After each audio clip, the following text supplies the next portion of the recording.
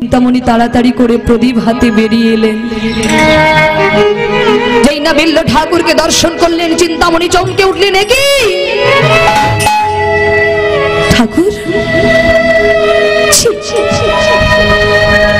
ছি ঠাকুর, ছি, তোমার লজ্জা করে না? আমি তোমায় না কতবার বলেছি আজকে রাত্রে তুমি আমার কাছে আসবে না, কিন্তু আজকের দিনটা তুমি থাকতে পারলে না। এই ঝড় বৃষ্টিতে তুমি আমার কাছে এলে কি করে? এত দুর্যোগে নদী পার হলে কি করে? কেন চিন্তা? আমি আসবো বলে তুমি তো আমার জন্য সব ব্যবস্থা করে রেখেছো। চিন্তা, তুমি তো আমার জন্য নদীর ঘাটে ভেলা পাঠিয়ে দিয়েছো। আমি যাতে প্রাচীর পার হতে পারি তার জন্য তুমি তো আমার জন্য বড় কাছে ঝুলিয়ে রেখেছো। আমি তোমার জন্য ভেলা পাঠিয়েছি। কই দেখাবে? চলো দেখবে। চিন্তা, আমি সেই ভেলাটাকে নদীর তীরে রেখে এসেছি আবার পেরিয়ে যাব বলে। কই দেখাবে? চলো। অমনি ছুটতে ছুটতে নিয়ে গেলেন, আর গিয়ে দেখলেন মা, ওটা কোনো কাঠের ভেলা নয়, একটা মৃত মানুষের দেহ। ঠাকুর, তুমি ভালোবাসায় অন্ধ হয়ে গেছো। একটা মৃত দেহকে কাঠ মনে করে জড়িয়ে এসেছো আমার কাছে। কই দেখাবে? চলো। আমি তোমার জন্য কই দড়ি ঝুলিয়ে রেখেছি, কাছে ঝুলিয়ে রেখেছি। দেখাবে? চলো চলো চলো। চিন্তা, ওই দেখো, ওই পাঁচিলের গায়ে দেখো, তুমি আমার জন্য কাছে ঝুলিয়ে রেখেছো। ঠাকুর, এটা তো কাছে নয় ঠাকুর, এটা তো একটা বিষধর সর্পের নেজ। ভালোবাসাটা বোঝাতে চাইছে কিরকম ভালোবেসেছে।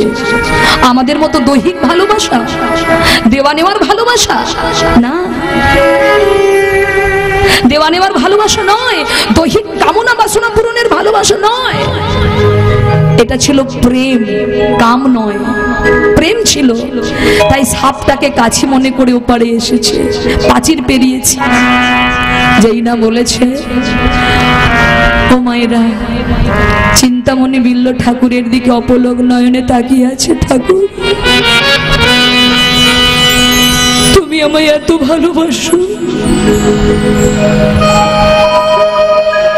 তুমি আমায় এত ভালোবাসো, আমার মতো একজন মার বনিতা পতিতা নারীকে তুমি অন্ধের মতো ভালোবেসেছো। আমি তোমার এই ভালোবাসাটা নষ্ট হতে দেব না ঠাকুর।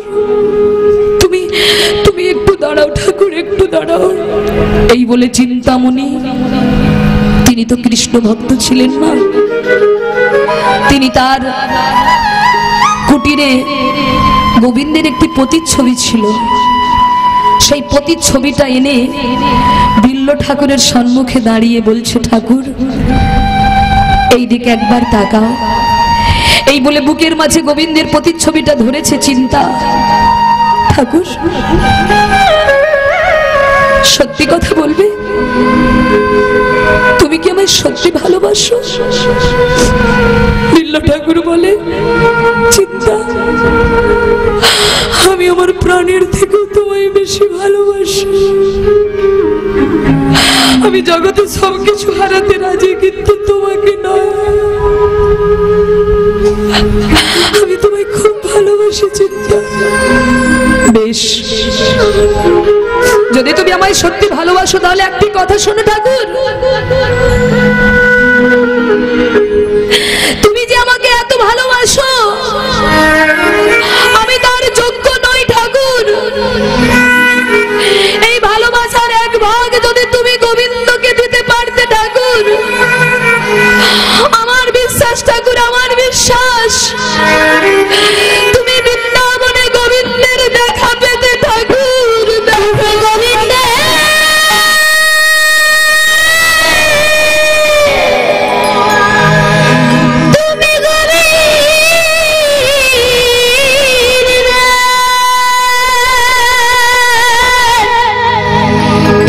দেখায়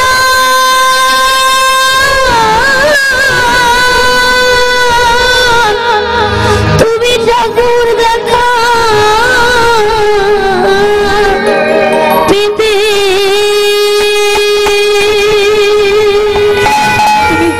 তুমি পারবে ঠাকুর, তুমি পারবে? আজ থেকে এই চিন্তামণিকে নয়, বলো আমায় কথা দাও, আজ থেকে এই চিন্তামণিকে নয় ঠাকুর, তুমি আমায় কথা দাও, তুমি জগতে চিন্তামণিকে ভালোবাসবে ঠাকুর, আমায় তুমি কথা দাও। যদি কোনোদিন তুমি জগতে চিন্তামণিকে ভালোবাসতে পারো, সেদিন আর এই চিন্তামণির কাছে এসে তোমাকে প্রেম নিবেদন করতে হবে না ঠাকুর, সেদিন এই চিন্তামণি তোমার চরণের দাসী হবে ঠাকুর।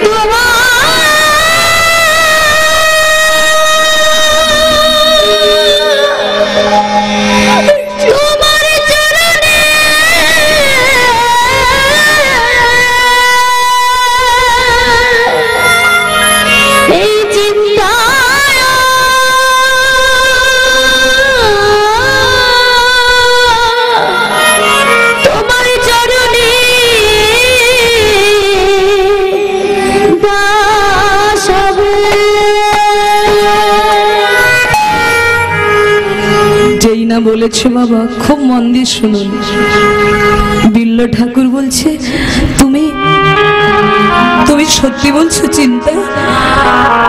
আমি যদি জগৎ চিন্তামণিকে পাই, তুমি আমার হবে চিন্তা, তুমি সত্যি আমার হবে? কথা দিলাম ঠাকুর। একজন নারী কি করতে পারে দেখুন, একজন কৃষ্ণ বিমুখকে কেমন করে কৃষ্ণ ভজন পথে নিয়ে যাচ্ছেন দেখুন। তুমি যদি পারো, আমি কথা দিলাম, আমি তোমার দাসী হব ঠাকুর। যেই না বলেছে উনি বিল্ল ঠাকুর চিন্তামণির চরণটা জড়িয়ে ধরেছে। চিন্তা, আমি যে শুনেছি গুরুচরণ আশ্রয় না করলে নাকি গোবিন্দ চরণ পাওয়া যায় না। তাই আজ থেকে তুমি আমার প্রেমের গুরু, তুমি আমাকে আশীর্বাদ করো চিন্তা। আমি যেন বৃন্দাবনে গিয়ে শ্রীকৃষ্ণের দর্শন পাই চিন্তা। আমি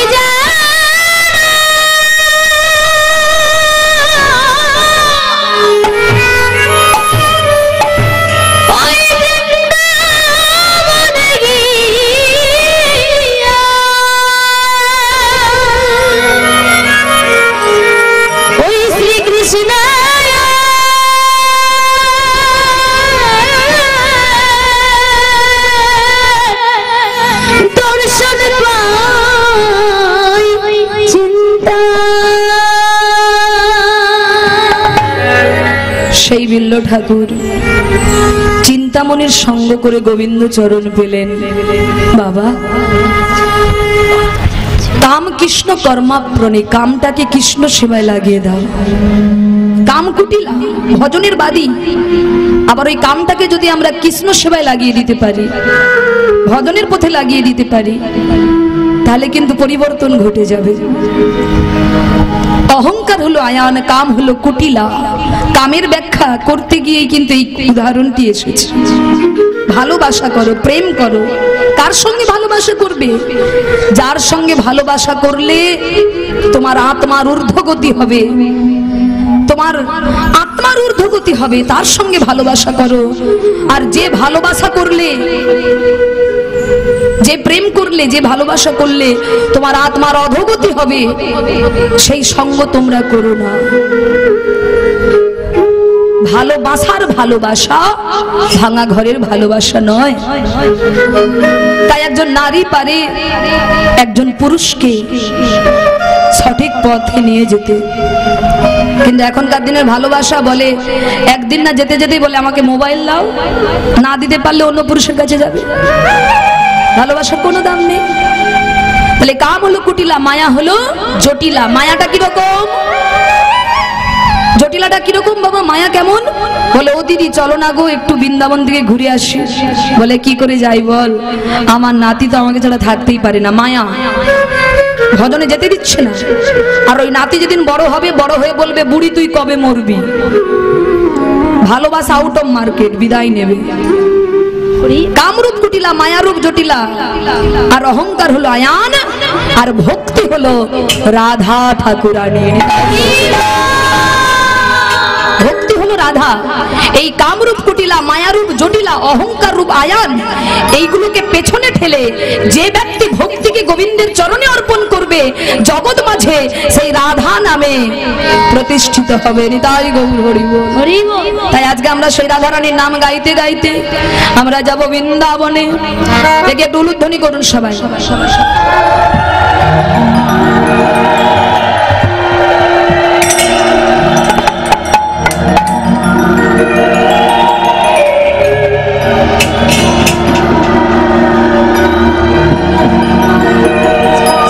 একবার বলো রাধে রাধে না,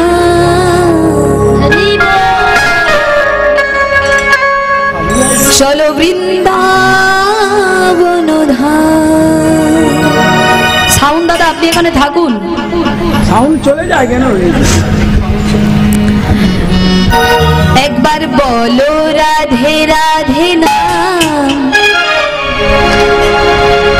চলো বৃন্দাবন ধাম।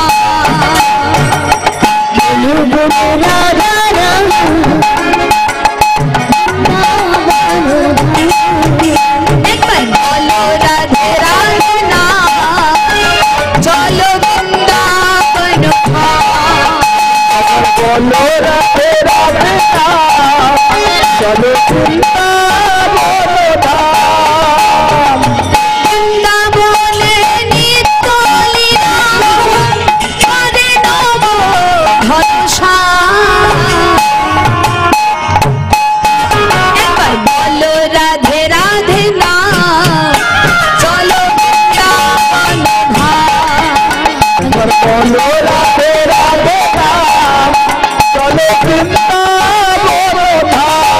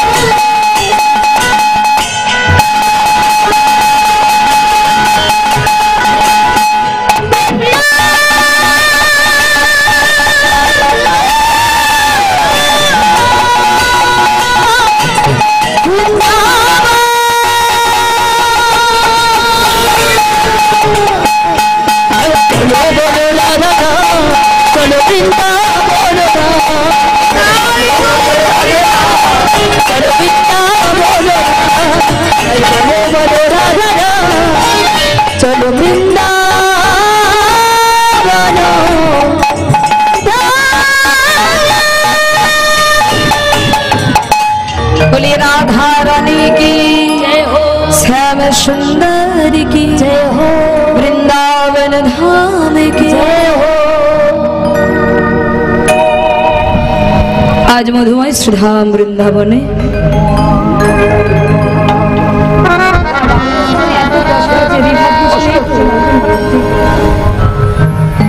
জয় রাধে।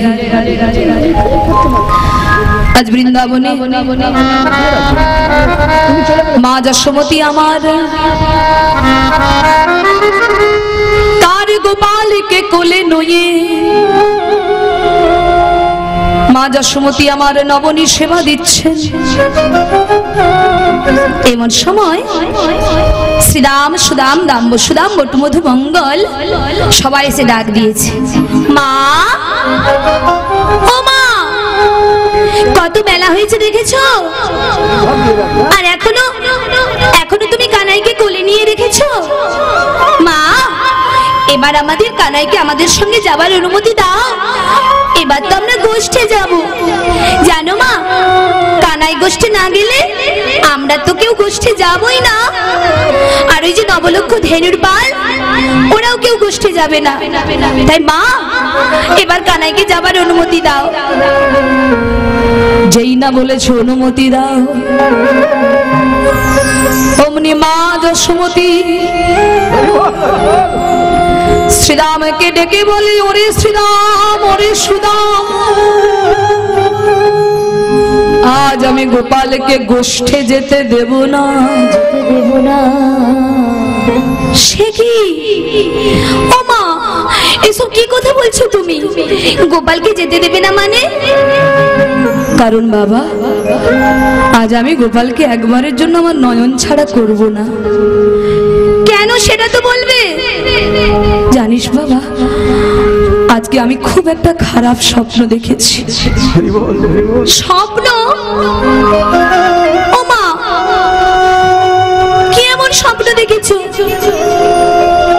যার জন্য তুমি আমাদের কানাইকে আমাদের সঙ্গে যেতে দিচ্ছ না? বলো না ও মা, কি স্বপ্ন দেখেছো? বাবা শুনবি, তোরা শুনবি আমি কি স্বপ্ন দেখেছি? তাহলে শোন শ্রীরাম, আমি কি স্বপ্ন দেখেছি জানিস? আমি স্বপ্নে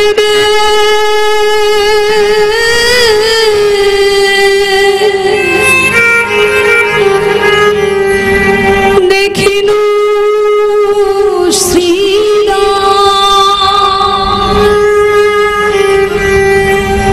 আমার গোপালে কালী কালী দহে জলে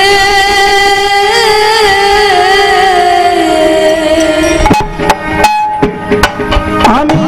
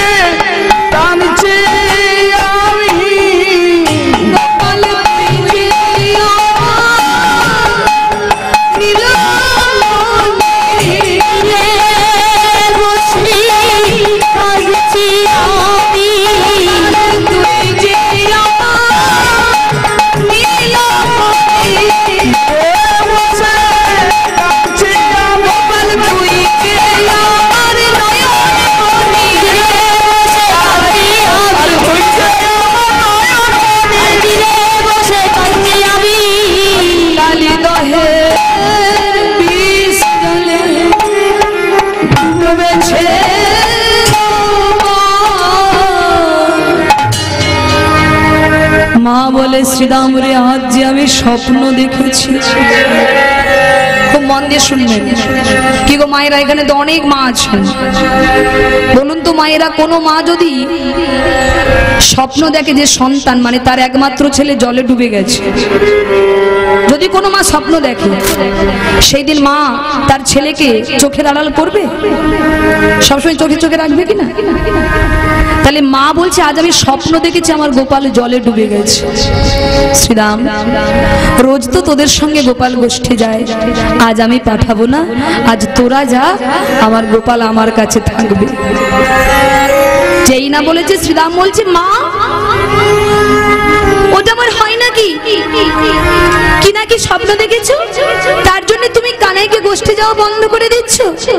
মা বললাম না, তোমার গোপাল না গেলে আমরা তো কেউ যাবই না, আর নবলক্ষ ধেনুর পাল না খেয়ে থাকবে, ওরাও যাবে না।